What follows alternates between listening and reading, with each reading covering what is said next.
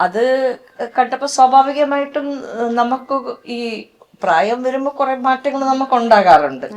പിന്നെ അതുമല്ല, പിന്നെ ചേട്ടന്റെ ആരോഗ്യ പ്രശ്നം വെച്ചിട്ട് അധികം വെയിറ്റ് കൂടരുതെന്ന് ഡോക്ടർ കർശനായിട്ട് പറഞ്ഞു. അപ്പം ഒരുവിധം നല്ലപോലൊക്കെ ഭക്ഷണം കഴിക്കുന്ന ആളായിരുന്നു.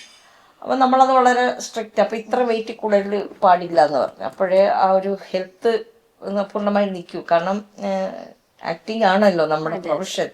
അപ്പൊ അതിൽ കൂടുതൽ ഇത് വേണമെന്നുണ്ടെങ്കിൽ നമ്മുടെ ആ ഒരു ഹെൽത്ത് കറക്റ്റ് ആയിരിക്കണം. അപ്പം നമ്മൾ കുറെ നാളായിട്ട് അങ്ങനെ ഒരു ഡയറ്റ് കൺട്രോൾ ചെയ്യുന്നുണ്ട്. വെള്ളം കുടിക്കുന്ന വെള്ളത്തിന് പോലും ഇത്ര അളവുണ്ടെന്നുണ്ട്. അപ്പൊ അങ്ങനെയാണ് നമ്മൾ പോകുന്നത്. ഈ പറഞ്ഞ കണക്ക് ഇത്രയും ആൾക്കാർ വിഷമത്തോടൊക്കെ ചോദിച്ചപ്പോൾ നമുക്ക് ഭയങ്കര സന്തോഷം, ഇത്രയും പേര് ഇഷ്ടപ്പെടുന്നുണ്ടല്ലോ.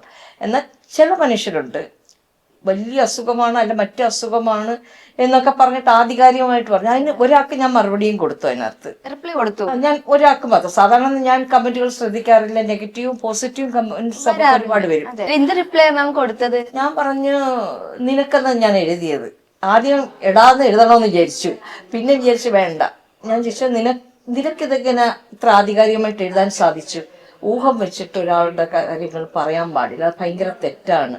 അറ്റ്ലീസ്റ്റ് അന്വേഷിക്കുക എന്ത് പറ്റിയെന്നുള്ളത്. എന്നിട്ട് നീ പറയുന്നത് സത്യമാണെന്ന് വിശ്വസിക്കുന്ന ഒത്തിരി കമന്റുകൾ താഴെ വന്നില്ലേ, അപ്പൊ അതുകൊണ്ട് ശ്രദ്ധിക്കണം എന്ന് പറഞ്ഞിട്ടാണ് ഒരു കമന്റ് ഇട്ടത്. ആ കമന്റിന് വല്ല റിപ്ലൈ വന്നു? പിന്നീട് ഞാൻ നോക്കിയില്ല. പിന്നെ നമ്മൾ തിരക്കായി പോയി, നമുക്ക് ഇത് നോക്കിയിരിക്കാൻ പറ്റില്ല.